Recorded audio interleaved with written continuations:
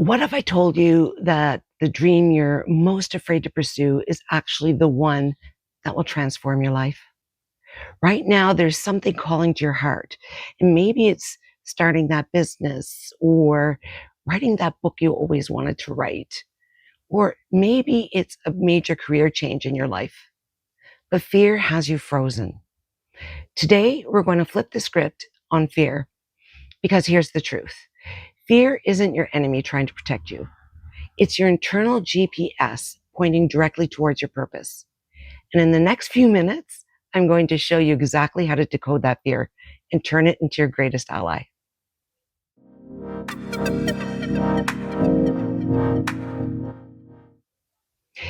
Hey there, and welcome back to Hope Regained. I'm your host, Christiane Boudreau, and I'm so glad that you're here today because we're tackling something that affects every single one of us, that paralyzing fear that shows up right when we're about to do something meaningful. You know the one I'm talking about because we all feel it. You get excited about a dream and you start planning and maybe even take a few small steps towards it. And then boom, fear crashes the party. Your mood and your mind floods with what ifs and worst case scenarios. And you start questioning everything. And before you know it, you're back where you started, wondering why you can't just push through. Well, today we're changing that narrative entirely. We're going to explore why fear shows up, what it's really trying to tell us, and most importantly, how to transform it from a roadblock into rocket fuel. This episode will dig into the real problem and why traditional advice about just pushing through fear doesn't always work. And second, I'm going to share the core concept that changes everything about how we view fear, so you really start to understand it. And finally, I will give you the practical steps that you can implement starting today. Stick around because I've also created a free worksheet called the Fear to Freedom Blueprint that you can download from my website. And it's going to help you apply all these steps that we talk about today to your specific situation. So let's start with some brutal honesty. How many times have you been told to feel the fear and do it anyway, or just push through it? And how many times has that really worked on a long-term basis? Here's what most people don't understand about fear. It's not actually the problem. Fighting fear is like trying to stop that smoke alarm by ripping out the batteries instead of addressing the fire. The fear is just the messenger.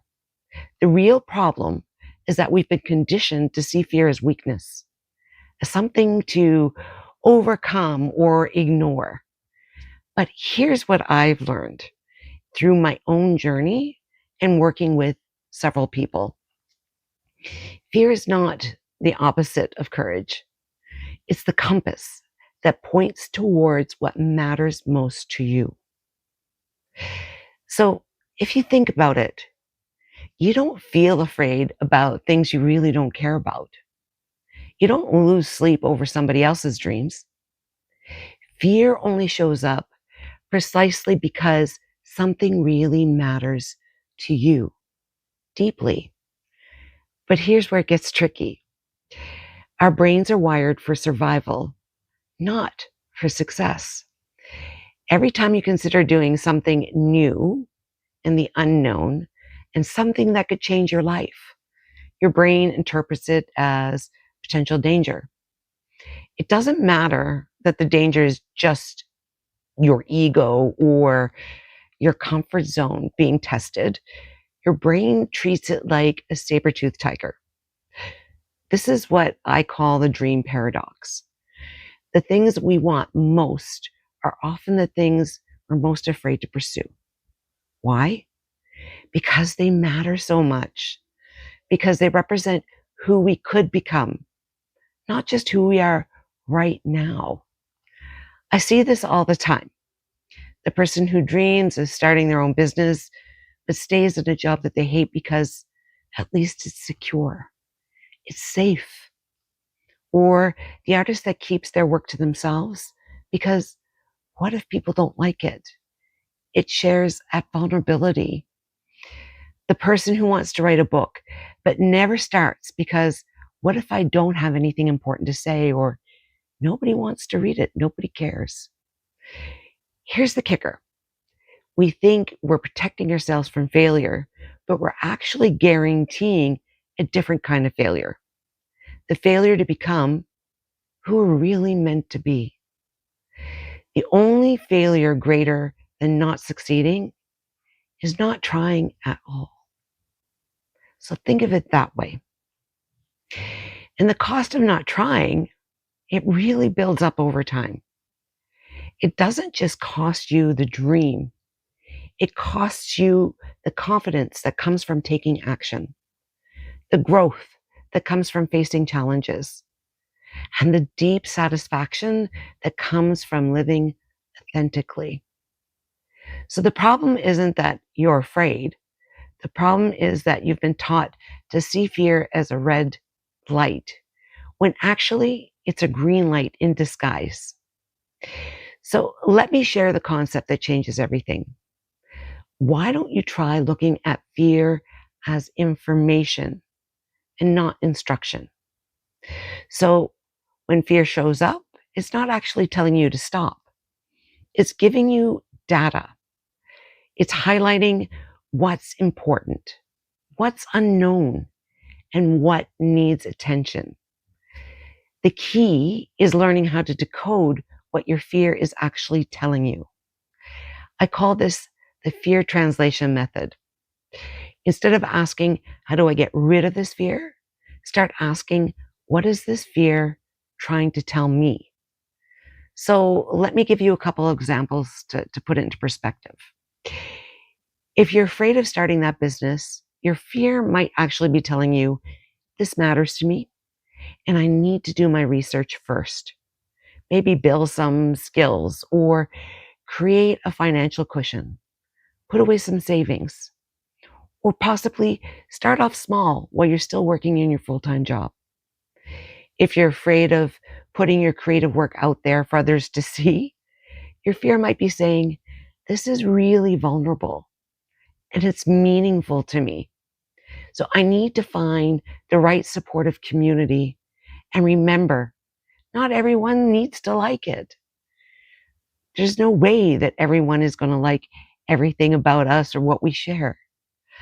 And if you're afraid of making a major life change, your fear might be telling you, this is representing a really big shift in my identity. I need to take this seriously and plan through it thoughtfully. Do you see the difference there? The fear is not holding you back.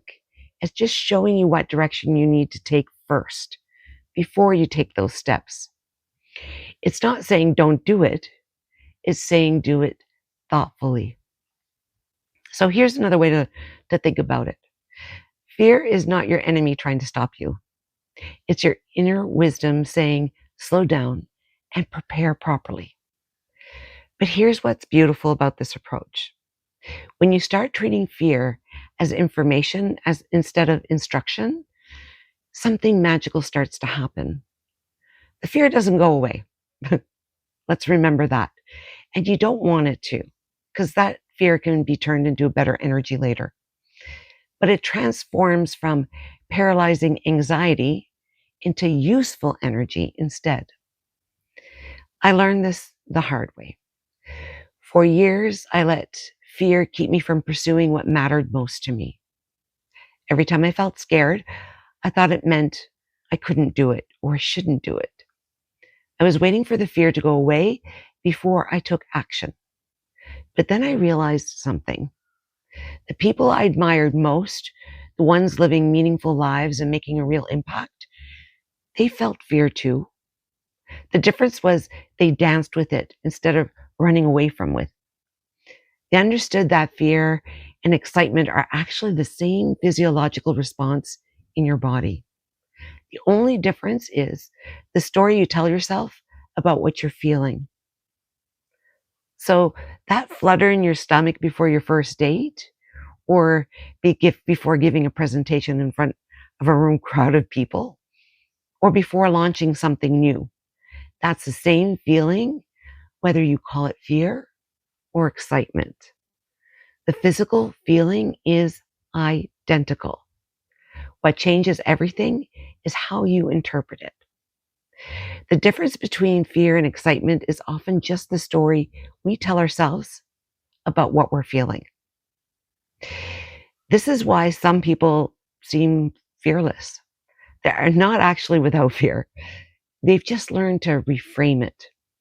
They've trained themselves to think this energy I'm feeling means something important is about to happen, instead of this energy I'm feeling means I should run. The most successful people I know have developed what I call fear fluency, the ability to understand that their fear is communicating and respond to it accordingly.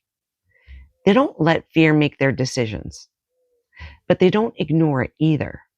They use it as data to make better decisions. So, enough of the blah blah and all the explanations. Now it's about the practical side of things. How do you actually apply this to your life today? I'm going to give you 5 specific strategies you can use starting today. And we're going to take baby steps here. The first step, number 1, is the fear audit. First, you need to identify what you're actually afraid of. Most people think they know, but when you dig deeper, you'll often find the real fear is different than what you think it is. Grab a journal and write this sentence, and you complete it.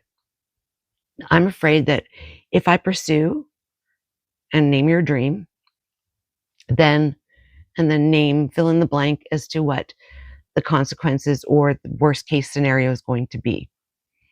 Then go deeper and say, and then what? Until you get to that core fear, keep asking yourself, and then what? And then what?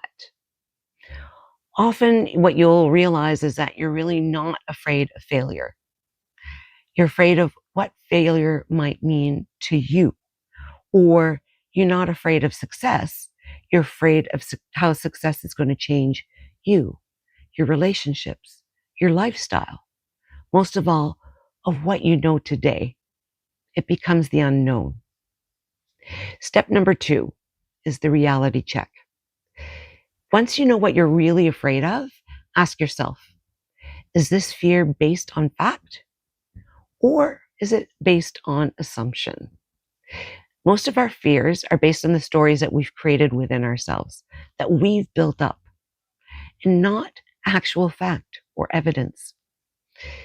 Write down that worst case scenario again, and then what evidence do I have that this will actually happen?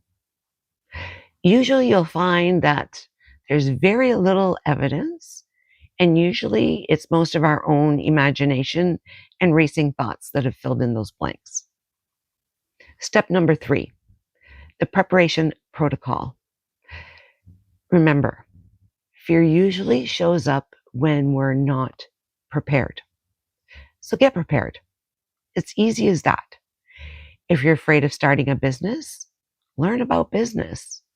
Learn some information that you need, or build up those extra skills that you need to have to feel the confidence, to feel like you're prepared. If you're afraid of being rejected, practice handling rejection. Let's face it, life is full of rejection. It's not something we can escape. If you're afraid of not being good enough, then sharpen some of those skills. Hone in on where those areas are that you feel that you need to build up. Preparation is fear's kryptonite. Make a list of what you need to learn, who you need to connect with, or what skills you need to develop. Lists are our handy dandy security blanket. Then you can start checking off things on your list. Every bit of preparation that you do is going to reduce the power that fear has over you. Step number 4, the micro action method. And I discuss everything as in micro steps, baby steps, taking those small chunks first. When we put those great big pieces in front of us, they're almost unattainable. So we need to break it down. You don't have to eliminate all the fear before taking action. You just have to take action despite the fear. And the easiest way to do this is through micro actions. So instead of making that giant leap, take the smallest possible step forward. If you want to write a book, don't commit to 2 hours a day of writing. You're going to set yourself up for failure anyway. Commit to writing one paragraph. If you want to start a business, don't quit your job tomorrow. Research an aspect of your business idea and maybe start in small steps while you have your full-time job. Micro actions do two things for you. They build momentum and they prove to your brain that you can handle this fear. Each small action increases your confidence and it reduces the intensity of those fears that you're feeling. And step number 5 is the support system strategy. Last off, don't ever do this alone. Fear thrives in isolation. You know what our own thoughts can do to ourselves. Those racing thoughts, they kick in. And when you're alone with those thoughts, fear can convince you of anything. But when you have people who believe in you, in your dreams, fear loses a lot of its power. Find at least one person who could support you in this journey. Share your dream with them. Ask them to check in on your progress. Let them remind you why this matters so much. And when fear starts talking you out of it, they can talk you back in. Dreams shared are dreams that have a fighting chance. And here's a bonus tip. Celebrate every time you take action, despite feeling the fear. Don't wait until you achieve that huge goal. Celebrate the courage you have that you applied to those small steps. The courage that you had to take the steps in the first place. Maybe it's about having that difficult conversation or posting your first video, like it was for me. Each act of courage deserves recognition. Trust me, I'm the best advocate for any reason for celebration. So those baby steps really count. I always say it, and I live by the celebrating. Let me leave this with you. You have dreams for a reason. And that vision in your heart, that thing you think about when you're daydreaming throughout the day, and I'm good at those, it's not there by accident. It's there because it's a part of your purpose, part of what you're meant to contribute to the rest of the world. And yes, pursuing it is going to be scary, but here's what I want you to remember. On the other side of fear lives the life you're meant to live. The fear you feel isn't evidence that you shouldn't pursue your dreams. It's evidence that your dreams really matter. It's your inner compass pointing towards what's most important. So the question isn't, how do I get rid of the fear? The question is, how do I move forward with the fear as my companion rather than my master? Remember, courage isn't the absence of fear. It's feeling the fear and choosing your dreams over and above the fear. Don't forget to download the Fear to Freedom Blueprint worksheet. It's on the website at www.hoperegain.com. And it's going to help you apply everything we talked about today for your specific situation. And if you know someone who could use this, please share it with them. We're about building that community of sharing and supporting others, just like we'd hope they share and support with us. And don't forget to subscribe and hit that little bell notification so you don't miss anything new. And until next time, Keep rediscovering your love for life by pursuing what truly matters. You've got this, and I believe in you because you're worth it. We'll see you next week.